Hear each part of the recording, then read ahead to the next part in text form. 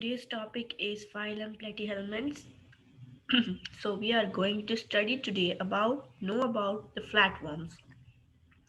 हमारे पास टोटल जो फ्लैटवर्म्स की स्पीशीज है तो वो 2000 है 2000 स्पीशीज हैं जो हमारे पास इस फाइलम में आती है।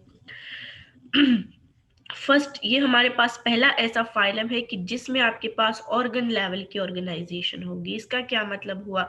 इसका मतलब ये हुआ कि आपके पास ये फर्स्ट फाइलम है जिसमें अप टू सम एक्सटिंक्ट और जो है तो आपके पास ऑर्गन्स की डेवलपमेंट शुरू होगी। इनमें कुछ हद तक ऑर्गन्स बन गए, ऑर्गन्स इनमें नजर आ रहे हैं। इनसे पहले जो हमने प्रोटोजोआ पढ़ा, फाइलम निडेरिया पढ़ा या जितने भी फाइलम्स पढ़े उनमें ऑर्गन्स नहीं थे, लेकिन इधर थोड़ी सी ऑर्गन्स की फॉर्मेशन शुरू हो गई है और इनमें टिश्यूज भी आ गए। अब इनमें जो साइज होता है ना आपके पास, जो एडल्ट वर्म होता है उसका 1 मिलीमीटर तक भी साइज हो सकता है और 25 तक भी हो सकता है, इसकी लेंथ हो सकती है। ठीक है, अब आपके पास इसमें एक लूज किस्म का टिश्यू होता है, इनकी बॉडी में मौजूद होता है, जिसे हम पैरेन्काइमा कहते हैं। पैरेन्काइमा आपके पास बनता मेसोडर्मल लेयर से है। ठीक है, और ये होता कहाँ पे, इसकी लोकेशन कहाँ है? ये पैरेन्काइमा आपके पास अगर टिश्यूज है, ऑर्गन्स है, बॉडी वॉल है, उनके दरमियान जितनी भी एम्प्टी स्पेसेस हैं उनको इस पैरेन्काइमा टिश्यू ने फिल किया होता है। क्यों फिल किया होता है भाई? इसके बड़े फंक्शंस ये बगैर वजह के नहीं होता। सबसे पहले तो ये कि पैरेन्काइमा आपको स्केलेटन जैसे सपोर्ट देता है, बिल्कुल वैसे ही आपके स्केलेटन को सपोर्ट प्लैटीहेल्मिन्थ्स के स्केलेटन को सपोर्ट देता है आपके पास पैरेन्काइमा। उसके बाद न्यूट्रंस भी प्रोवाइड करता है, स्टोरेज करता है आपके पास वेरियस मटेरियल की, मतलब न्यूट्रिएंट्स की भी स्टोरेज इसमें होती है।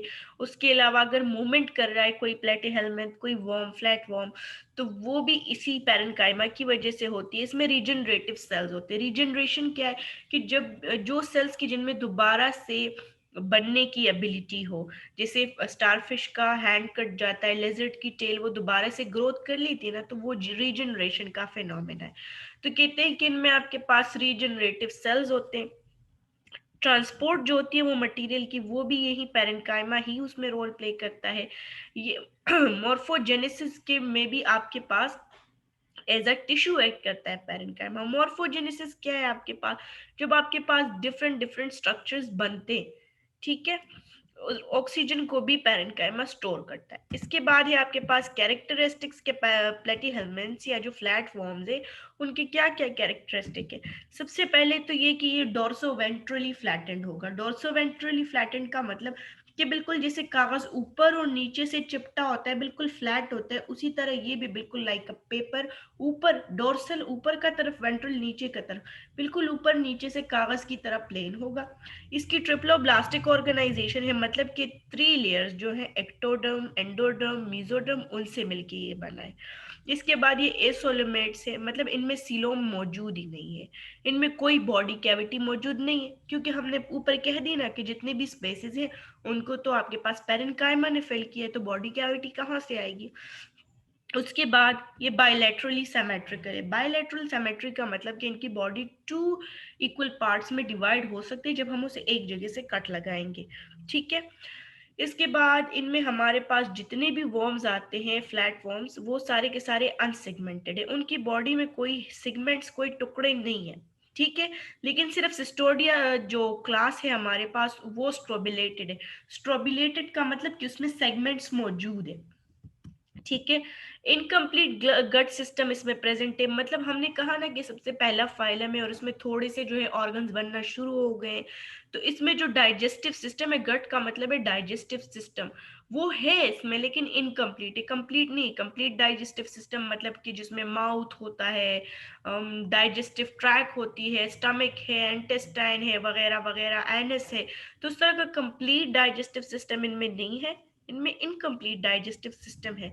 लेकिन जो सिस्टोडियंस है ना, जो क्लास सिस्टोडा है, जिसमें पहले भी एक्सेप्शन थी, उनमें स्टेबलाइजेशन है और यहाँ पे भी उनमें गट कंप्लीटली एब्सेंट है। फिर कहते हैं कि स्टेबलाइजेशन होती है इनमें अप टू सम एक्सटेंट, तो स्ट्रोबिलाइजेशन क्या है? जैसे हम पढ़ते हैं फ्रेगमेंटेशन, इसी तरह स्ट्रोबिलाइजेशन भी होती है। जो इनके एक एक फ्रेगमेंट होता है वो डिवाइड हो जाता है ऑर्गेनिज्म का, और हर एक फ्रेगमेंट एक न्यू ऑर्गेनिज्म में डेवलप हो जाता है। तो इसको स्ट्रोबिलाइजेशन कहते हैं। ये एसेक्सुअल रिप्रोडक्शन का मेथड है कि जिसके जरिए ऑर्गेनिज्म का क्या होता है कि उसके बॉडी जो है तो डिफरेंट पार्ट्स में डिवाइड हो जाती है और हर एक पार्ट एक नए ऑर्गेनिज्म में डेवलप हो जाता है।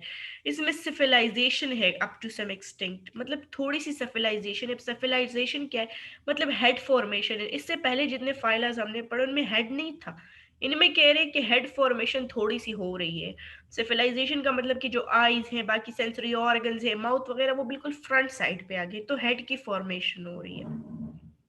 इनमें आपके पास सेरेब्रल गैंग्लियाज भी मौजूद है। सेरेब्रल गैंग्लियाज आपके पास एक ओवल शेप का स्ट्रक्चर होता है जिसके साथ न्यूरॉन की सेल बॉडी वगैरह अटैच होती है, और ग्लायल सेल्स भी उसमें होते हैं। अब इसमें आप जैसे आपका स्पाइनल कॉर्ड होता है, इधर इनके पास सिर्फ एक लॉन्गिट्यूडल मतलब लंबाई में नर्व कॉर्ड मौजूद है इन फ्लैट वॉर्म्स में।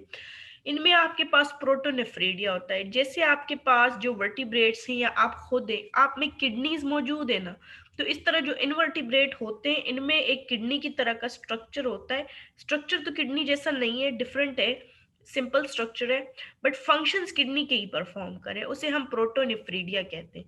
तो किडनी का क्या क्या होता है? एक्सक्रीशन होता है और ऑस्मो रेगुलेशन, मतलब आयंस की कॉन्सेंट्रेशन को मेंटेन करना। तो इसी तरह ये भी कर रहा है, एक्सक्रीशन में भी हेल्प देगा और ऑस्मो रेगुलेशन भी करेगा, ये जो प्रोटोनिफ्रीडिया है। इसके अलावा ये हर्माफ्रोडाइट होंगे। अब हर्माफ्रोडाइट वर्ड का क्या मतलब? इसका मतलब है कि दोनों जो सेक्स ऑर्गन्स है वो एक ही ऑर्गेनिज्म में एग्जिस्ट कर रहे हैं। हर्माफ्रोडाइट का ये मतलब हुआ कि मेल सेक्स ऑर्गन्स और फीमेल सेक्स ऑर्गन्स दोनों के दोनों आपके पास एक ही ऑर्गेनिज्म के अंदर मौजूद है। और इनका जो रिप्रोडक्टिव सिस्टम है ना, वो बहुत ज्यादा कॉम्प्लेक्स है, कॉम्प्लिकेटेड है, मुश्किल सा है।